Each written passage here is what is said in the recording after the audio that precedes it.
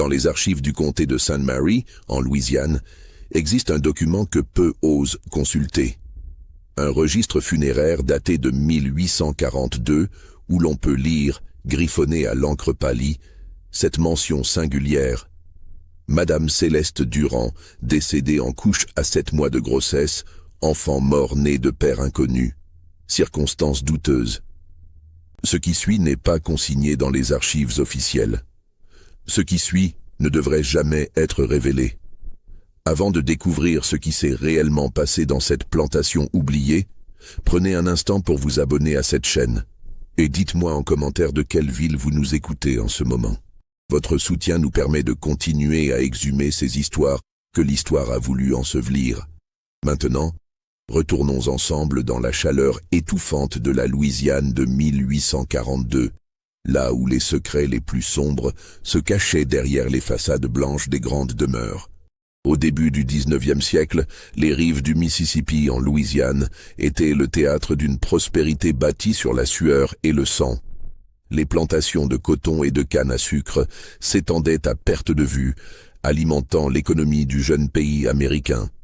La Louisiane, récemment acquise par les États-Unis en 1803, conservait encore cette atmosphère étrange, mélange de raffinement créole français et de brutalité du système esclavagiste américain.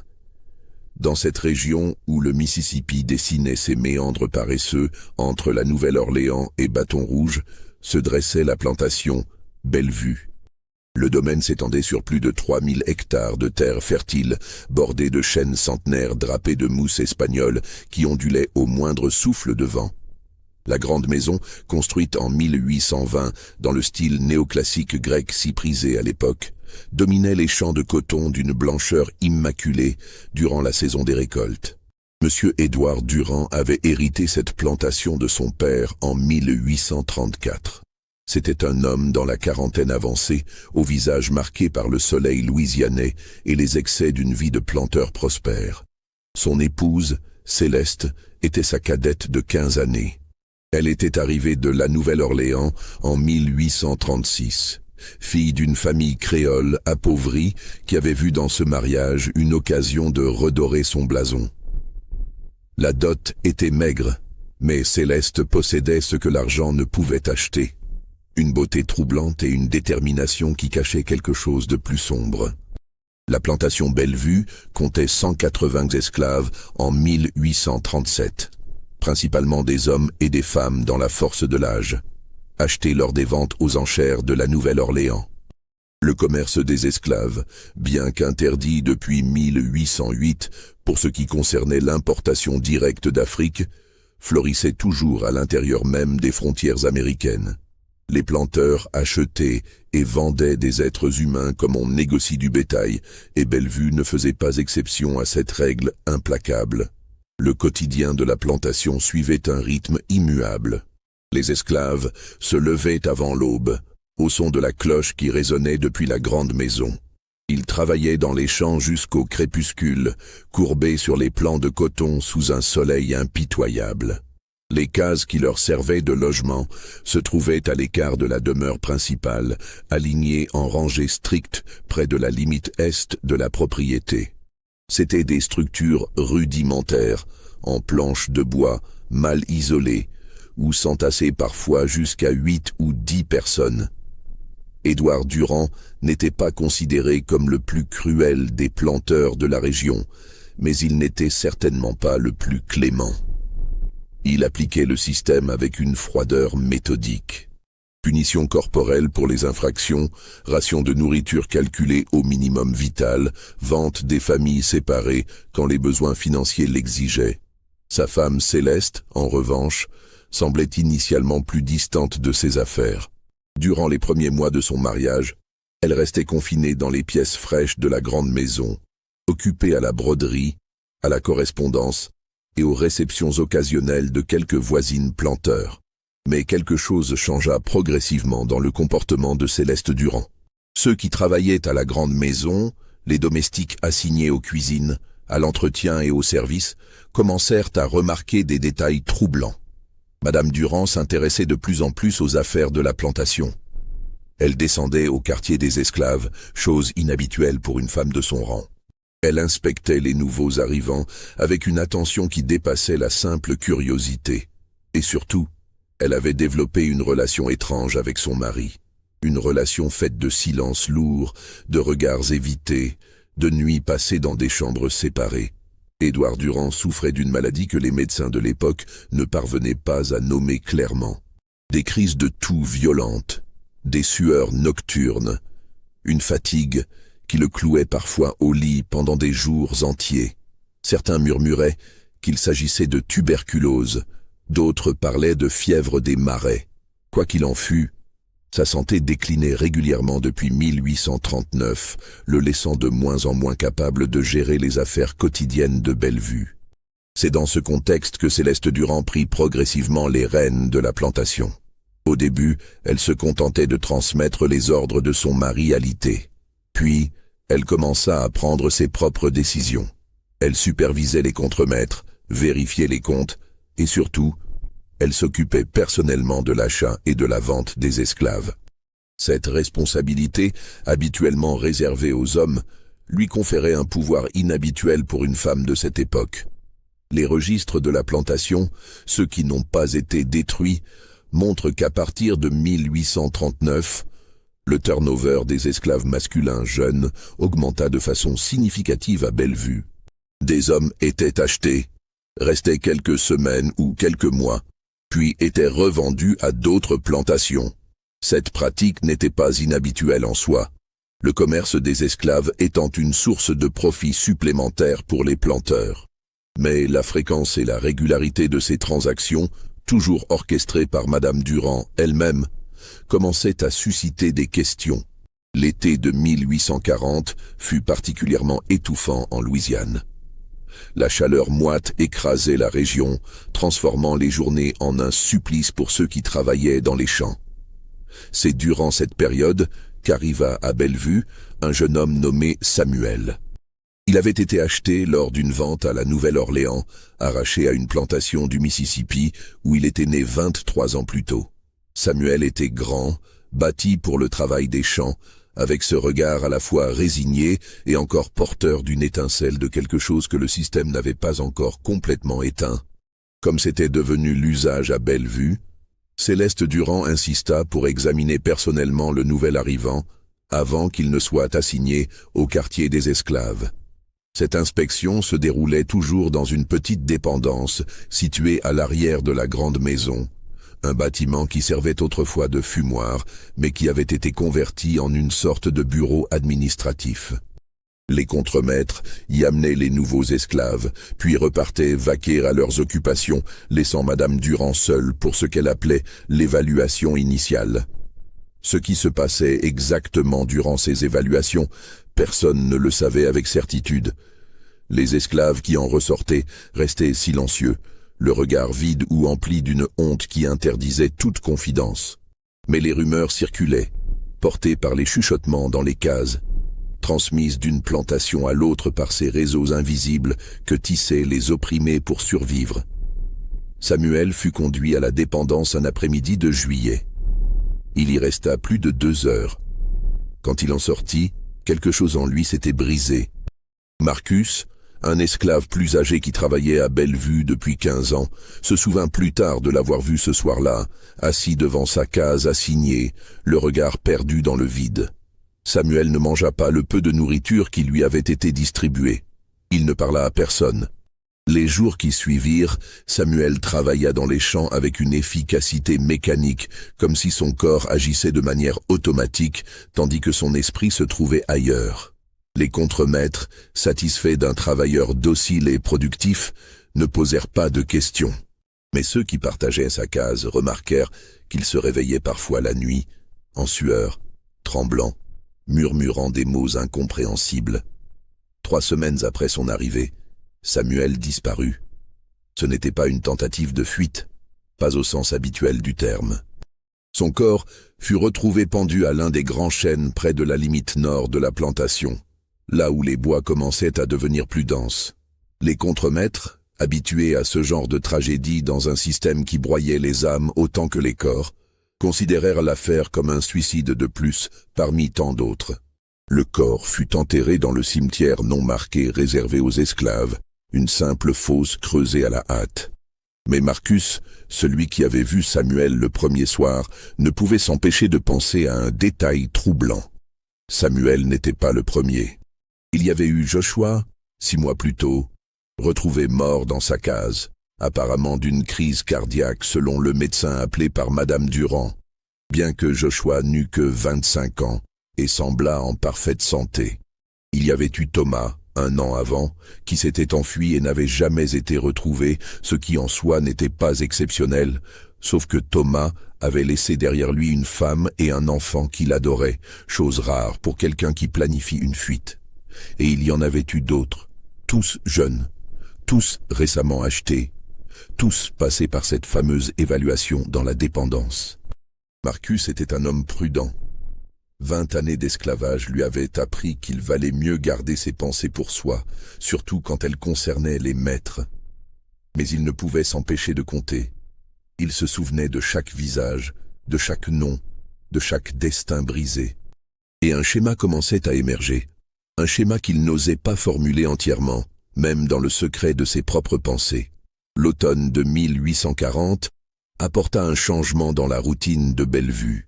Édouard Durand, dont l'état de santé s'était légèrement amélioré pendant l'été, eut une rechute sévère.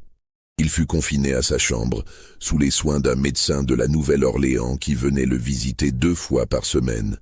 Céleste Durand assumait désormais ouvertement toutes les responsabilités de la plantation.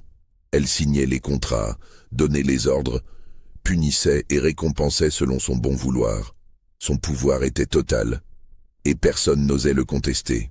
C'est à cette période que le rythme des acquisitions d'esclaves s'accéléra. Céleste se rendait personnellement aux ventes de la Nouvelle-Orléans presque tous les mois. Elle revenait avec de jeunes hommes, toujours selon les mêmes critères, entre 20 et 30 ans, robustes, sans famille attachée à eux. Elle les payait des prix corrects, ni excessifs ni dérisoires, ce qui ne soulevait aucune suspicion parmi les marchands. Après quelques semaines ou quelques mois à Bellevue, ces hommes étaient revendus à d'autres plantations, souvent plus loin vers l'ouest, vers le Texas ou l'Arkansas, où les traces se perdaient facilement. Les mois s'écoulèrent dans cette routine sinistre. L'hiver de 1840 à 1841 fut particulièrement rude, inhabituel pour la Louisiane. Un froid humide s'installait dans les eaux, rendant le travail dans les champs encore plus pénible.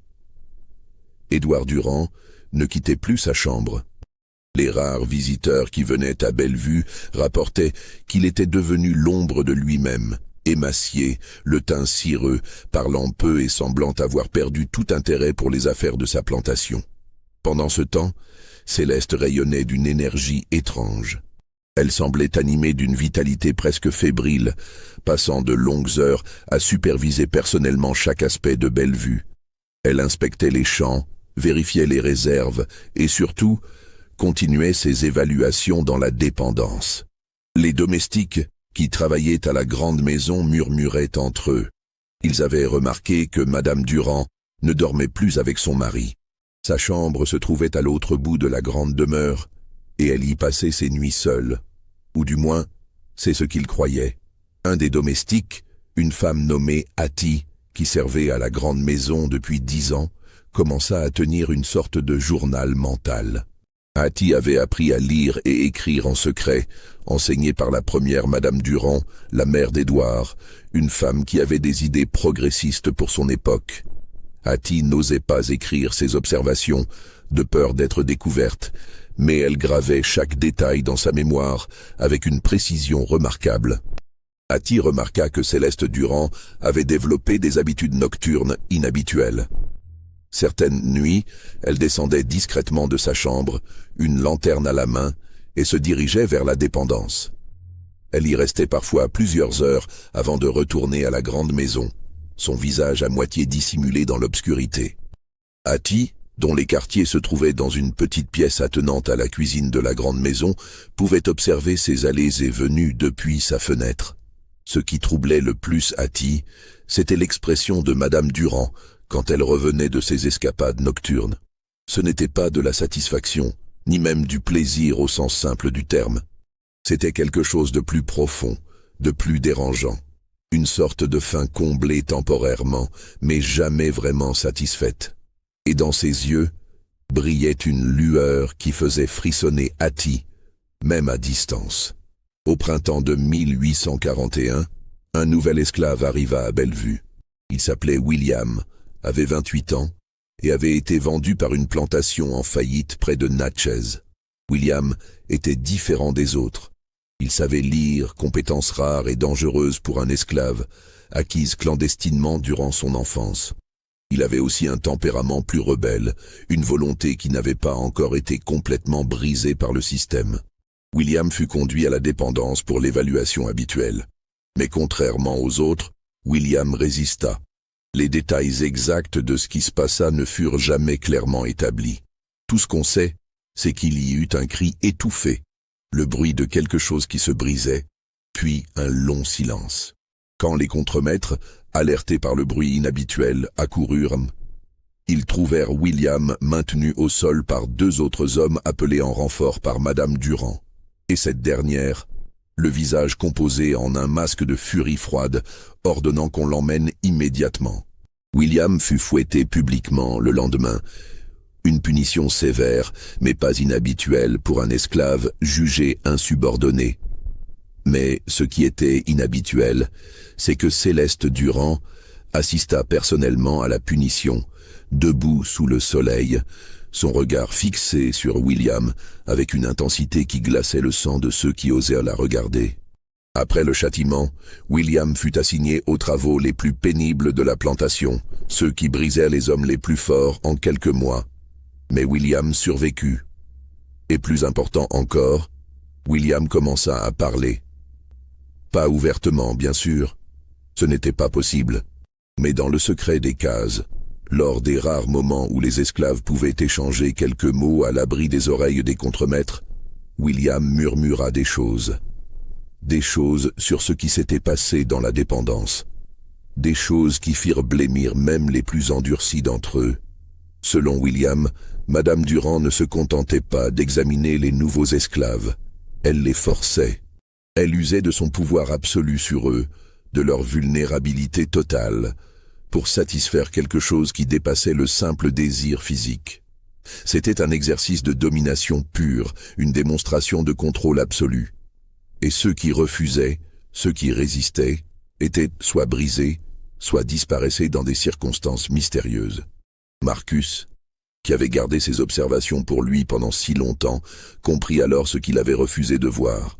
Samuel, Joshua, Thomas et tous les autres. Ils n'étaient pas morts de suicide, de maladie ou de fuite. Ils étaient morts parce qu'ils savaient. Ils étaient morts parce qu'ils représentaient un danger pour le secret de Céleste Durand. Et personne ne les vengerait jamais. Parce que dans ce système, la vie d'un esclave ne valait rien face au pouvoir d'une maîtresse blanche. L'été de 1841 marqua un tournant dans l'atmosphère de Bellevue. Une tension palpable s'installait dans l'air, aussi lourde que l'humidité qui montait des marécages environnants. Les esclaves parlaient moins, travaillaient en silence, évitant même de croiser le regard de Madame Durand quand elle descendait inspecter les champs. William, malgré sa punition et les travaux épuisants qui lui étaient assignés, n'avait pas renoncé. Il continuait à observer et à noter mentalement chaque détail suspect. Il avait remarqué que certains des hommes qui passaient par l'évaluation de Madame Durand développaient par la suite des comportements étranges. Certains devenaient complètement apathiques, comme si leur volonté avait été aspirée. D'autres, au contraire, devenaient agités, nerveux, sursautant au moindre bruit. Un soir, alors que la nuit tombait sur les champs de coton, William réussit à attirer l'attention de Marcus. Les 2 hommes se retrouvèrent près du puits, prétextant aller chercher de l'eau. Dans le crépuscule qui offrait une rare intimité, William confia à Marcus ses soupçons les plus sombres.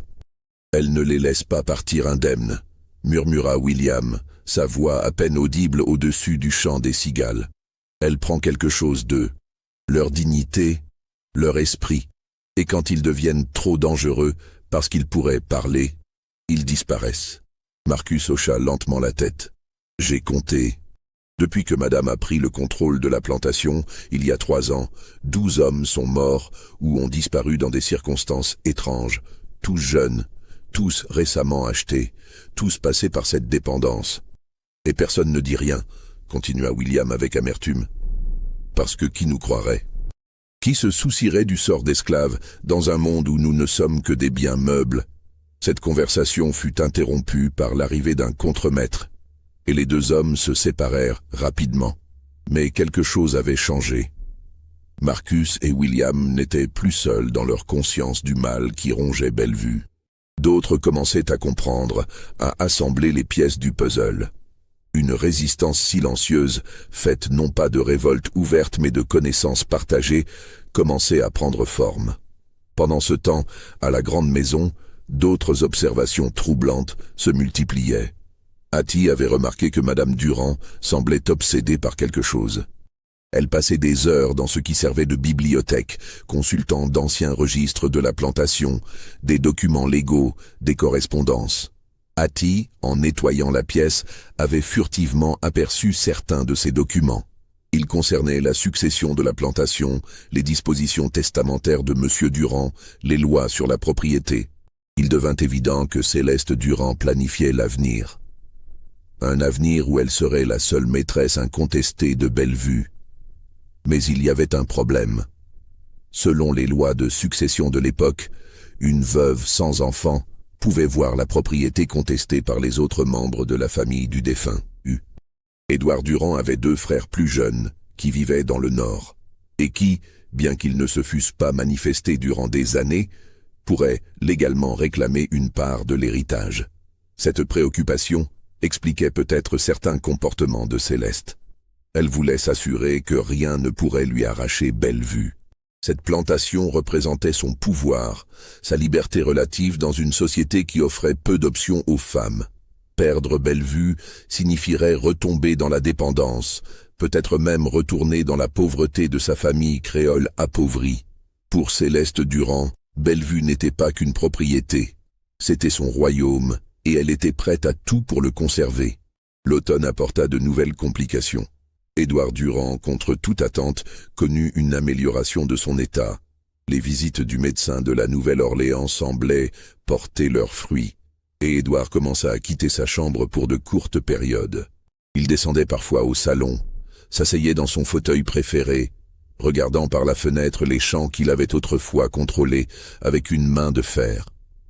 Cette résurrection partielle d'Édouard créait un problème évident pour Céleste. Son pouvoir, si soigneusement construit durant les mois de maladie de son mari, risquait d'être remis en question. Les contremaîtres, qui s'étaient habitués à recevoir leurs ordres de madame, commencèrent à hésiter, ne sachant plus à qui obéir. Une tension sourde s'installait entre les époux Durand, palpable même pour ceux qui ne les voyaient que de loin. Hattie fut témoin d'une scène révélatrice un après-midi d'octobre. Elle servait le thé dans le salon quand elle entendit Édouard questionner sa femme sur les finances de la plantation. Céleste répondait avec une assurance calme, présentant les registres, expliquant les transactions. Mais quand Édouard remarqua le nombre inhabituel d'achats et de ventes d'esclaves masculins jeunes, son ton changea. « Pourquoi tant de turnover ?» demanda-t-il, sa voix encore faible mais teintée de suspicion. « Nous ne sommes pas des marchands d'esclaves, Céleste. Notre profit vient de la terre, pas de ce commerce. Les affaires ont changé depuis votre maladie, » répondit Céleste avec une froideur mesurée. « J'ai fait ce qui était nécessaire pour maintenir la profitabilité de Bellevue. Si vous contestez mes décisions, alors reprenez donc les rênes vous-même. » Le défi était clair. Et Édouard, qui connaissait les limites de ses forces retrouvées, ne répondit pas. Il retourna à sa contemplation silencieuse par la fenêtre. Mais dans son esprit, un doute avait germé. Un doute sur ce que sa femme avait vraiment fait durant son incapacité. Les semaines qui suivirent, Édouard commença sa propre enquête discrète. Il interrogeait les contremaîtres sur les détails des opérations quotidiennes. Il inspectait les registres plus attentivement. Il descendait même, lors de ses meilleurs jours, jusqu'au quartier des esclaves, chose qu'il n'avait jamais vraiment faite auparavant, préférant déléguer cette supervision à d'autres. C'est lors d'une de ces visites qu'Édouard croisa le regard de Marcus. Dans les yeux du vieil esclave, Édouard vit quelque chose qu'il ne s'attendait pas à trouver, une intelligence aiguë, une conscience profonde et surtout un savoir. Marcus savait quelque chose d'important. Édouard, malgré toutes ces années en tant que planteur, n'avait jamais vraiment considéré les esclaves comme des êtres pensants au-delà de leur fonction de travail. Mais à ce moment, affaibli par la maladie, peut-être plus lucide sur sa propre mortalité, il fut frappé par une pensée dérangeante. Ces gens voyaient tout. Ils entendaient tout. Ils savaient des choses que les maîtres ne soupçonnaient même pas. Si vous ressentez des frissons en écoutant cette histoire, n'hésitez pas à liker cette vidéo et à commenter ce que vous pensez qu'il s'est réellement passé à Bellevue. Votre engagement nous encourage à continuer à exhumer ces histoires oubliées. L'hiver de 1841 à 1842 fut le plus froid qu'on eût connu en Louisiane depuis des décennies. Le Mississippi lui-même semblait figé sur ses bords, phénomène rare qui impressionnait les plus vieux de la région. À Bellevue, cette froidure inhabituelle créait une atmosphère encore plus oppressante. Les esclaves grelottaient dans leurs cases mal isolées, les récoltes souffraient, et la tension entre Édouard et Céleste Durand atteignait un point de rupture. En janvier 1842, Édouard prit une décision qui allait précipiter les événements. Il convoqua son avocat de la Nouvelle-Orléans, un certain maître Laurent Beaumont, pour discuter de modifications à son testament. Cette démarche ne passa pas inaperçue. Céleste, toujours attentive aux moindres changements dans la routine de la maison, comprit immédiatement les implications. Son pouvoir, si durement acquis, était menacé. Les domestiques de la grande maison remarquèrent que l'atmosphère entre les époux se détériorait rapidement. Les repas se prenaient dans un silence glacial. Céleste évitait désormais complètement la compagnie de son mari, passant ses journées dans ses propres quartiers ou supervisant personnellement les affaires de la plantation. Édouard, de son côté, semblait s'enfoncer dans une mélancolie profonde, entrecoupée de moments où son ancien tempérament autoritaire ressurgissait brièvement. Ce fut durant cette période qu'un événement étrange se produisit. Un nouvel esclave, récemment acheté par Céleste à la Nouvelle-Orléans, disparut avant même d'avoir été officiellement enregistré dans les livres de la plantation. Son nom était Isaac. Il avait 24 ans, venait d'une plantation du Tennessee et avait été acheté lors d'une vente aux enchères à un prix inhabituellement élevé.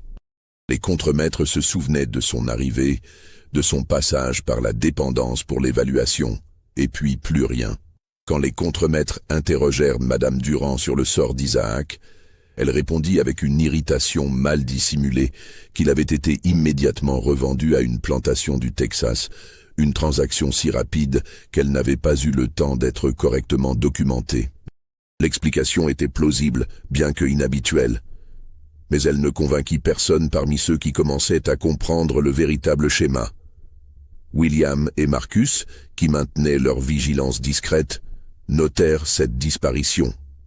Isaac faisait maintenant partie d'une liste qui s'allongeait de façon alarmante. 13 hommes, depuis le début du contrôle de Céleste Durand sur Bellevue. 13 jeunes hommes dont les destins s'étaient évanouis dans l'ombre. Février apporta un développement inattendu. Édouard Durand tomba de nouveau malade, mais cette fois d'une manière différente. Il souffrait de violentes douleurs abdominales, de nausées persistantes, d'une faiblesse qui le clouait au lit. Le médecin de la Nouvelle-Orléans fut rappelé en urgence. Après examen, il diagnostiqua une forme sévère d'empoisonnement alimentaire, bien qu'il fût incapable de déterminer la source exacte de l'intoxication. Ce diagnostic éveilla des soupçons dans l'esprit de certains. Hattie, qui préparait les repas sous la supervision de la cuisinière en chef, une vieille femme nommée Bessie, remarqua que Madame Durand avait récemment pris l'habitude de préparer elle-même certains plats pour son mari, prétextant qu'il avait besoin d'une alimentation spéciale pour sa convalescence. Hattie n'osait pas formuler clairement ce que cela pouvait impliquer, mais le doute s'était installé dans son esprit. Édouard, dans son lit de malade, sembla lui aussi avoir des doutes. Il refusa de manger quoi que ce soit qui ne fût pas préparé par Bessie et goûté d'abord par les domestiques. Cette méfiance ne passa pas inaperçue de Céleste, dont le visage se durcit encore davantage. Le couple ne se parlait pratiquement plus, communiquant seulement par l'intermédiaire des domestiques quand c'était absolument nécessaire. C'est à ce moment-là qu'Édouard prit une décision désespérée.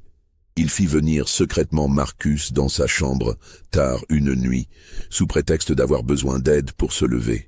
Mais une fois seul, Édouard regarda le vieil esclave droit dans les yeux et lui posa une question qui changerait tout. « Je sais que vous savez quelque chose », dit Édouard, sa voix réduite à un murmure rauque. « Quelque chose sur ma femme. Quelque chose qui concerne les esclaves qui sont passés par ici. Dites-moi la vérité. » Marcus resta silencieux un long moment. Toute sa vie d'esclave lui avait appris que parler au maître ne menait qu'à la tragédie. Mais il vit dans les yeux d'Édouard quelque chose qu'il n'avait jamais vu auparavant chez un blanc.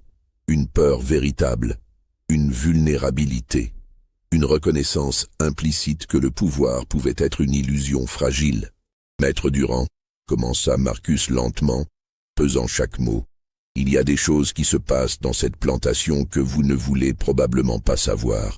Des choses qui concernent madame et les jeunes hommes qu'elle achète. Des choses qui finissent mal pour ces hommes. Soyez plus précis, » insista Édouard.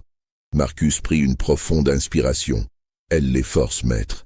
Dans la dépendance, elle use de son pouvoir sur eux, et ceux qui résistent, ceux qui parlent, ceux qui deviennent trop dangereux pour ses secrets, ils disparaissent.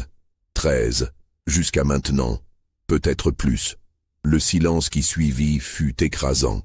Édouard Durand, homme qui avait vécu toute sa vie dans le système esclavagiste, qui avait lui-même exercé un pouvoir absolu sur des centaines de vies humaines, se trouvait confronté à une vérité qu'il n'avait pas anticipée. Sa femme avait pris ce pouvoir et l'avait corrompu d'une manière qui dépassait même les cruautés habituelles du système. « Pouvez-vous le prouver » demanda finalement Édouard. Marcus secoua la tête. « Les preuves disparaissent avec les hommes, maître. Mais William, celui qui a été fouetté l'année dernière, il pourrait témoigner. Et d'autres, si quelqu'un les écoutait. » Édouard renvoya Marcus, mais cette conversation le hanta. Dans les jours qui suivirent, il tenta discrètement de vérifier les accusations. Il examina les registres de vente et d'achat, cherchant des incohérences. Il interrogea subtilement les contremaîtres sur le sort des esclaves disparus. Mais partout, il se heurtait à des murs. Les documents étaient impeccablement tenus. Les explications de Céleste étaient toujours logiques, toujours plausibles. Et surtout, qui croirait la parole d'esclave contre celle d'une femme blanche de bonne famille? Mars 1842 arriva avec une chaleur précoce, comme si la nature voulait compenser la rigueur de l'hiver précédent. C'est durant ce mois que les événements prirent une tournure dramatique qui mènerait à la tragédie finale. Édouard Durand, dont la santé avait à nouveau décliné depuis la conversation avec Marcus, fit une dernière tentative pour reprendre le contrôle de la situation. Il convoqua à nouveau Maître Beaumont, son avocat, et cette fois, il modifia effectivement son testament. Les détails exacts de ces modifications ne furent jamais rendus publics, mais selon les rumeurs qui circulèrent plus tard, Édouard avait considérablement réduit la part de l'héritage qui reviendrait à Céleste en cas de décès, favorisant plutôt ses frères et établissant des conditions strictes sur la gestion future de Bellevue. Céleste apprit ces modifications le jour même où l'avocat quitta la plantation. Les domestiques entendirent une violente dispute dans la chambre d'Édouard. Des éclats de voix, des accusations lancées, puis un silence inquiétant. Quand Hattie monta pour voir si tout allait bien, elle trouva Édouard seul dans sa chambre, le visage livide, tremblant. Céleste était partie, enfermée dans ses propres quartiers. Les jours qui suivirent furent tendus au-delà de toute mesure. Céleste ne quittait presque plus la grande maison, déléguant la supervision de la plantation au contremaître. Elle passait ses journées enfermée, refusant même de voir les domestiques, sauf quand c'était absolument nécessaire. Hattie remarqua qu'elle semblait obsédée par quelque chose, écrivant frénétiquement, brûlant des papiers dans la cheminée de sa chambre malgré la chaleur. Puis, un matin d'avril, quelque chose changea visiblement en Céleste. Elle sortit de ses quartiers avec une expression de détermination froide. Elle descendit au quartier des esclaves, chose qu'elle n'avait plus faite depuis des semaines, et demanda à voir William. Les contremaîtres, surpris mais obéissants, amenèrent William devant elle. Ce qui se passa durant cette confrontation ne fut jamais clairement établi. Tout ce qu'on sait, c'est que Céleste parla à William durant plusieurs minutes, seul avec lui près de la dépendance. William resta silencieux, écoutant, son visage devenant progressivement plus pâle. Puis Céleste repartit vers la grande maison, laissant William debout, immobile, comme pétrifié. Marcus, qui avait observé la scène de loin, s'approcha de William une fois Madame Durand partie. « Qu'est-ce qu'elle t'a dit ?» demanda-t-il avec urgence. William mit du temps à répondre. Quand il le fit, sa voix tremblait. « Elle sait que j'ai parlé. Elle sait que tu as parlé à Maître Durand. Et elle a dit que nous paierions tous pour cette trahison. » La peur se répandit comme un feu de broussailles dans les quartiers des esclaves. La menace était claire et tous savaient ce dont Céleste Durand était capable. Mais il y avait une limite à ce qu'elle pouvait faire ouvertement. Tuer ou faire disparaître William maintenant, après que les soupçons d'Édouard eurent été éveillés, serait trop évident. Céleste devait trouver une autre solution. Cette solution vint sous la forme d'une annonce que Céleste fit au contremaître le lendemain. Elle avait décidé de vendre William et Marcus à une plantation du Mississippi, une transaction déjà arrangée avec un planteur de sa connaissance. Le départ aurait lieu dans 2 jours. C'était une manière propre et légale de se débarrasser des témoins gênants.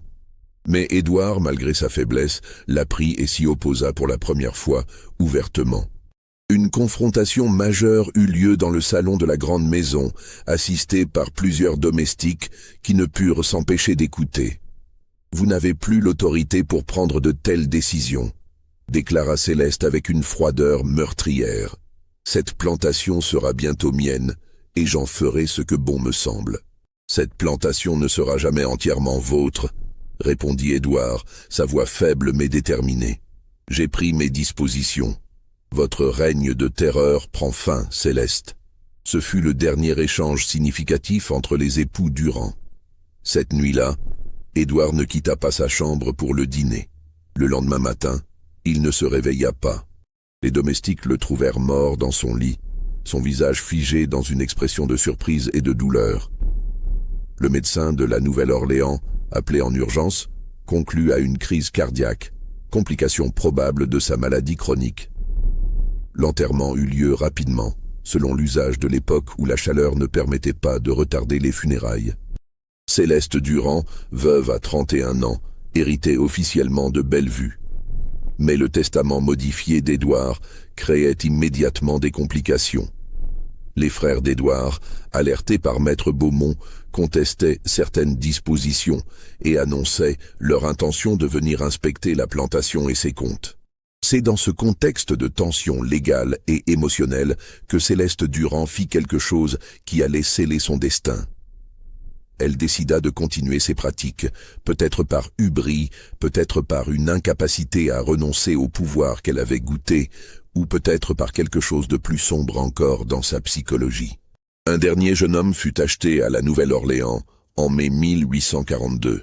Il s'appelait Daniel, avait 26 ans, et était décrit dans les registres comme un esclave de première qualité. Il fut conduit à la dépendance pour l'évaluation habituelle. Mais cette fois, quelque chose se passa qui brisa le schéma habituel. On ne sait pas exactement ce qui se produisit dans la dépendance ce jour-là.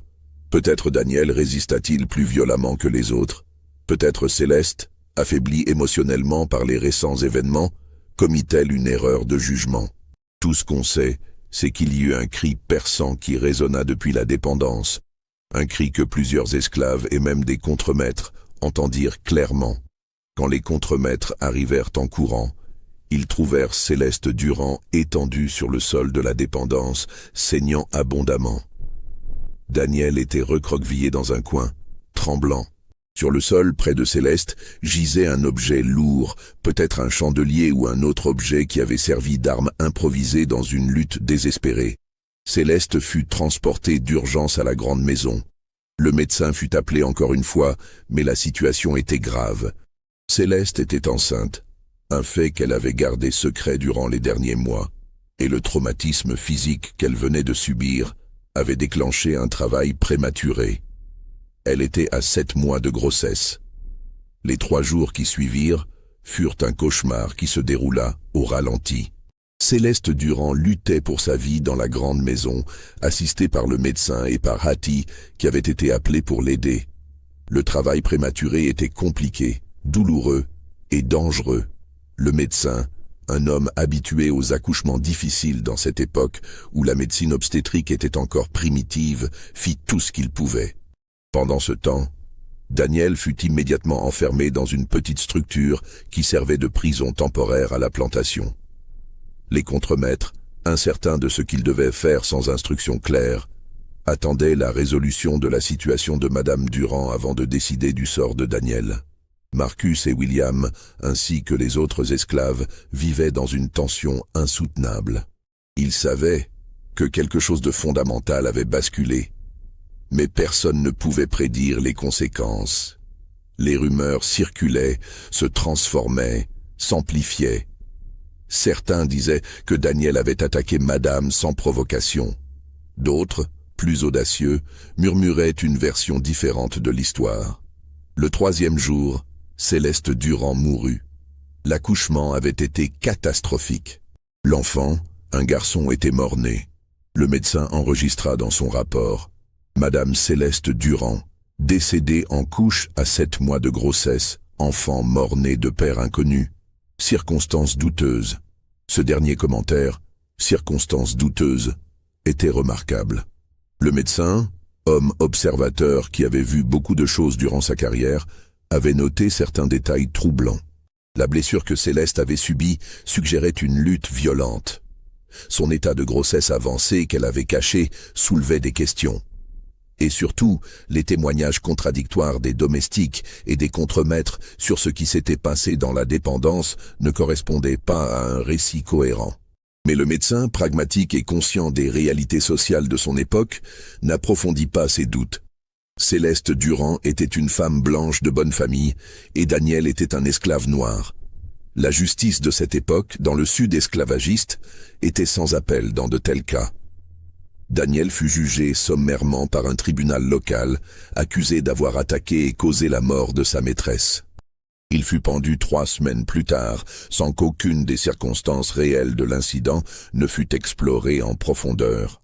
Les frères d'Édouard Durand arrivèrent de leur nord natal quelques semaines après la mort de Céleste. Ils prirent contrôle de Bellevue, commençant un inventaire détaillé de la propriété et de ses opérations. C'est durant cet inventaire qu'ils découvrirent certaines anomalies dans les registres de la plantation. Le nombre inhabituellement élevé de transactions d'esclaves masculins jeunes. Les incohérences dans les comptes. Les disparitions non expliquées. L'aîné des frères, un homme nommé Philippe Durand, décida d'interroger personnellement certains des esclaves de longue date. Marcus fut appelé. Cette fois, face à un nouveau maître qui n'était pas impliqué dans les événements précédents, Marcus parla plus librement. Il raconta ce qu'il savait, ce qu'il avait vu, ce qu'il avait déduit durant ces années sous le contrôle de Céleste Durand. Philippe Durand écouta avec une expression d'horreur croissante. Mais il se trouvait face à un dilemme moral et pratique.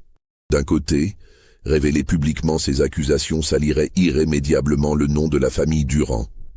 Les implications sociales et légales seraient dévastatrices. D'un autre côté, ignorer complètement ces révélations reviendrait à être complice d'un silence qui avait déjà coûté trop de vies. Philippe choisit une voie médiane, une solution qui satisfaisait sa conscience tout en préservant les apparences sociales. Il ordonna une enquête interne discrète, menée par lui-même et maître Beaumont. Ils interrogèrent d'autres esclaves, examinèrent méticuleusement les registres, reconstituèrent autant que possible les événements des 3 dernières années. Ce qu'ils découvrirent confirma les pires soupçons. Céleste Durand avait effectivement abusé systématiquement de son pouvoir sur les jeunes esclaves masculins achetés à Bellevue. Elle les avait forcés, exploités, puis revendus ou fait disparaître pour protéger ses secrets. Le nombre exact de victimes ne put jamais être établi avec certitude, les traces ayant été soigneusement effacées, mais il était estimé entre 15 et 20 jeunes hommes.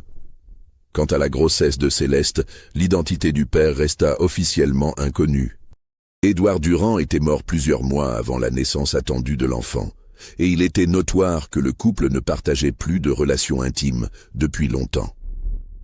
La vérité, aussi dérangeante fût-elle, suggérait que le père était probablement l'un des esclaves que Céleste avait forcés.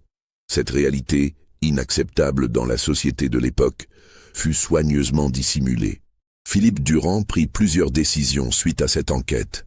Premièrement, il vendit la plantation Bellevue dans l'année qui suivit, incapable de continuer à opérer un lieu associé à de telles horreurs. Deuxièmement, il affranchit Marcus, William et plusieurs autres esclaves qui avaient témoigné, leur offrant une modeste somme d'argent et des papiers de liberté.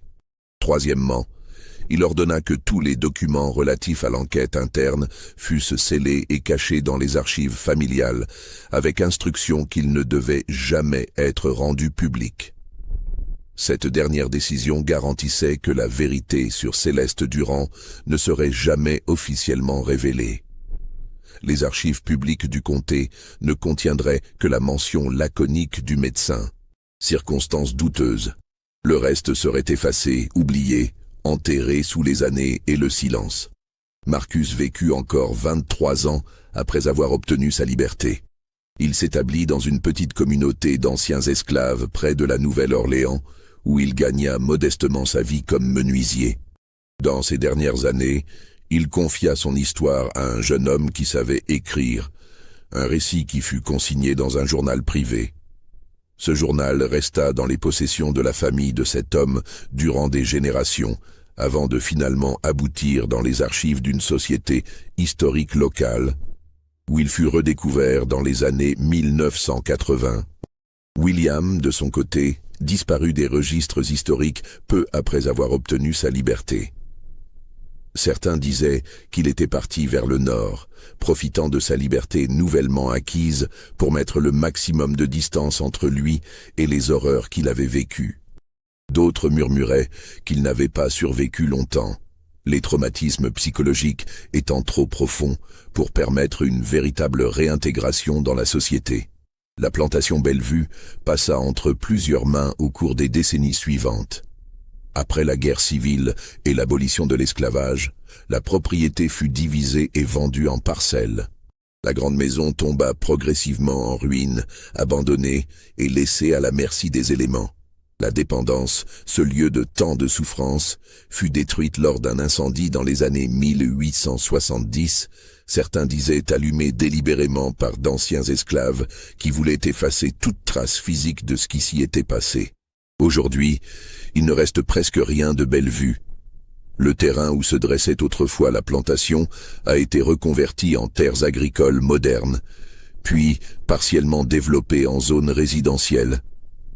Les quelques vestiges visibles, des fondations enfouies sous la végétation, ne révèlent rien des secrets qu'ils ont autrefois abrités. Les registres officiels du comté, pour ceux qui prennent la peine de les consulter, ne révèlent qu'une histoire banale, une plantation prospère, un planteur mort de maladie, sa veuve décédée en couche, une propriété vendue et dispersée.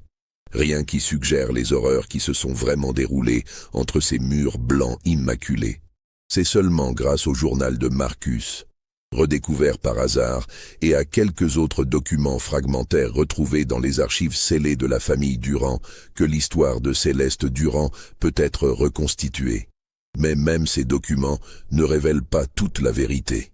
Il y a des zones d'ombre, des lacunes, des questions qui ne trouveront jamais de réponse. Combien d'hommes exactement sont morts ou ont disparu à cause de Céleste Durand? 15, 20, peut-être plus. Les registres incomplets et les témoignages contradictoires ne permettent pas d'établir un nombre définitif. Qu'est-il arrivé à Isaac? Ce jeune homme qui a disparu si mystérieusement qu'il n'a même pas été enregistré dans les livres de la plantation. Son corps fut-il enterré quelque part dans les vastes terres de Bellevue, dans une tombe non marquée que personne ne retrouvera jamais? Et surtout, qu'est-ce qui motivait réellement Céleste Durand? Était-ce simplement la soif de pouvoir, l'ivresse de contrôle absolu qu'elle avait sur ses vies? Était-ce une forme de vengeance contre un système qui l'avait elle-même emprisonnée dans un mariage sans amour et une société qui offrait peu d'options aux femmes? Ou y avait-il quelque chose de plus profondément dérangé dans sa psychologie? Quelque chose que les connaissances limitées de la psychiatrie de l'époque ne pouvaient même pas commencer à comprendre? Ces questions restent sans réponse. Ce qui est certain, c'est que l'histoire de Céleste Durand et de la plantation Bellevue représente une des manifestations les plus sombres de ce que le système esclavagiste permettait. Ce n'était pas seulement l'exploitation économique des corps. C'était aussi la corruption absolue qu'engendrait le pouvoir illimité d'un groupe humain sur un autre. C'était la démonstration que dans un système où certaines vies ne valaient rien, où certaines personnes étaient réduites au statut de biens meubles, les pires perversions de la nature humaine pouvaient s'exprimer sans frein ni conséquence. L'histoire de Céleste Durand n'est probablement pas unique. Dans les vastes étendues du sud esclavagiste, dans les centaines de plantations qui parsemaient la région, combien d'autres histoires similaires se sont déroulées dans le secret? Combien d'autres abus de pouvoir, combien d'autres cruautés innommables ont été commises et ensuite soigneusement cachées, protégées par le silence complice d'une société qui préférait ne pas regarder trop attentivement ce qui se passait derrière les façades respectables. Les quelques historiens qui ont étudié les fragments d'informations disponibles sur Bellevue notent que ce cas illustre une dimension souvent négligée de l'histoire de l'esclavage, le rôle des femmes blanches dans le système. On imagine souvent l'histoire de l'esclavage comme exclusivement masculine, avec des planteurs hommes exerçant leur pouvoir sur des esclaves hommes et femmes. Mais la réalité était plus complexe. Les femmes blanches, bien qu'elles-mêmes souvent limitées par les contraintes d'une société patriarcale, participaient également au système esclavagiste, et dans certains cas, comme celui de Céleste Durand, elles en devenaient les acteurs les plus cruels. Cette complexité rend l'histoire encore plus troublante. Céleste Durand n'était pas simplement une victime d'un mariage arrangé ou d'une société oppressive. Elle était aussi une perpétratrice, quelqu'un qui a choisi consciemment d'utiliser le pouvoir qu'elle avait acquis de la manière la plus destructrice possible. Sa condition de femme dans une société patriarcale ne l'excuse pas des actes qu'elle a commis. Elle ajoute simplement une couche supplémentaire de tragédie à une histoire déjà saturée de souffrance. Le silence qui a entouré cette histoire durant plus d'un siècle n'est pas accidentel. C'est un silence délibéré, construit par Philippe Durand et perpétué par tous ceux qui avaient intérêt à ce que certaines vérités ne voient jamais le jour. C'est le même silence qui a enveloppé tant d'autres aspects de l'histoire de l'esclavage, un silence qui a permis à des générations successives de maintenir des mythes confortables sur le vieux Sud, sur les relations prétendument paternalistes entre maîtres et esclaves, sur la vie supposément belle dans les plantations. Briser ce silence, même 180 ans plus tard, reste un acte nécessaire, car comprendre véritablement ce qui s'est passé dans des lieux comme Bellevue, c'est comprendre la nature réelle du système esclavagiste. Ce n'était pas simplement un système économique d'exploitation du travail. C'était un système qui déshumanisait complètement certains êtres humains, les réduisant à des objets sur lesquels d'autres pouvaient exercer n'importe quel caprice, n'importe quelle cruauté, sans crainte de conséquences. Les esclaves de Bellevue, ceux qui ont survécu et obtenu leur liberté après la mort de Céleste Durand, ont porté avec eux les traumatismes de ces années pour le reste de leur vie.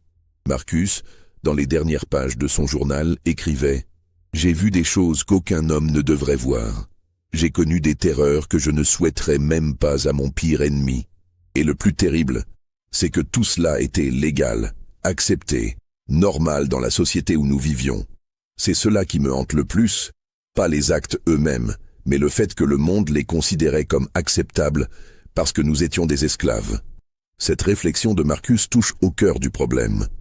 Le mal perpétré à Bellevue n'était pas l'œuvre d'un seul individu déviant.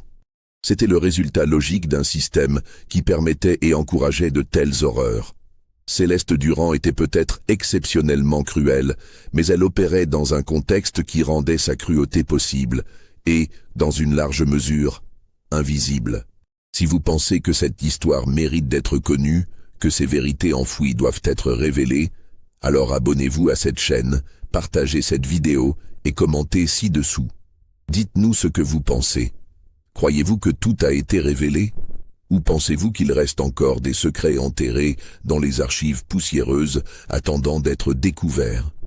L'histoire de Céleste Durand et de la plantation Bellevue nous rappelle que le passé n'est jamais vraiment mort. Il continue de nous hanter, de nous questionner, de nous défier de faire face à des vérités inconfortables. Dans le silence de ces archives, dans ces quelques documents fragmentaires qui ont survécu au passage du temps et aux efforts délibérés d'effacement, résonne encore l'écho de voix qui ont été réduites au silence. Les voix de Samuel, de Joshua, de Thomas, d'Isaac, de Daniel et de tous les autres dont nous ne connaîtrons jamais les noms.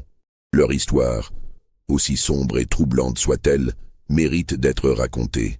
Non pas pour satisfaire une curiosité morbide, mais pour honorer leur humanité niée, pour reconnaître leur souffrance, et pour nous rappeler à tous ce qui arrive quand le pouvoir absolu rencontre l'absence totale de responsabilité.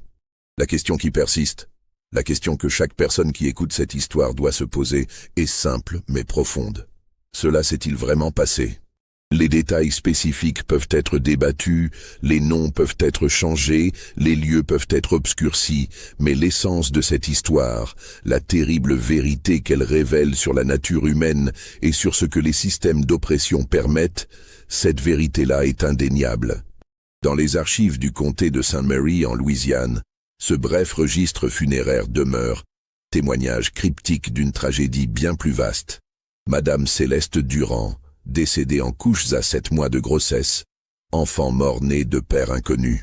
Circonstances douteuses en effet. Des mots qui masquent tant de souffrances, tant de secrets, tant de vies brisées. Des mots qui invitent ceux qui sont assez courageux à regarder au-delà des apparences, à questionner les silences, à exhumer les vérités que d'autres ont voulu enterrer. Cette histoire est terminée, mais son écho résonne encore.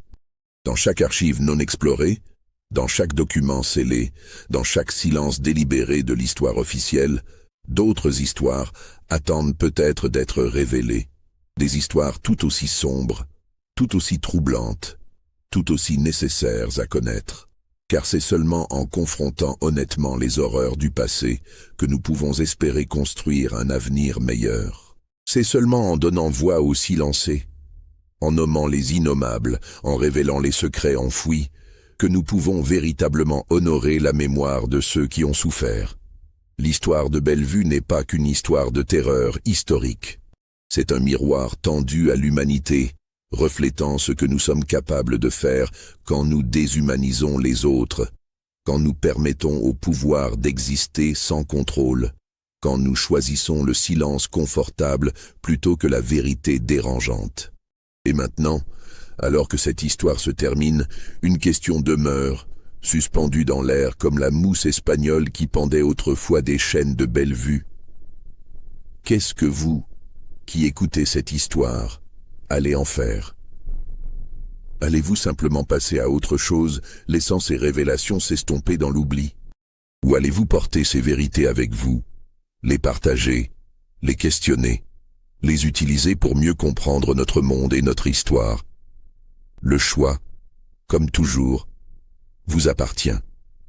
Mais n'oubliez jamais, dans chaque silence de l'histoire, dans chaque archive scellée, dans chaque vérité enterrée, il y a des voix qui attendent d'être entendues, des voix qui méritent d'être entendues, des voix qui doivent être entendues si nous voulons véritablement comprendre d'où nous venons et où nous allons. L'histoire de Céleste Durand et de la plantation Bellevue est l'une de ces voix. Une voix sombre, troublante, dérangeante, mais une voix nécessaire. Une voix qui nous rappelle que derrière les façades blanches et les colonnes élégantes du vieux Sud se cachaient des horreurs que nous ne devons jamais oublier, jamais nier, jamais permettre de se répéter.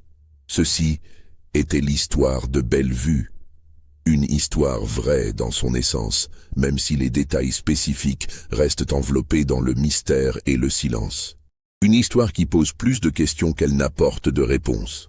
Une histoire qui, espérons-le, vous hantera suffisamment pour que vous n'oubliez jamais les leçons qu'elle enseigne.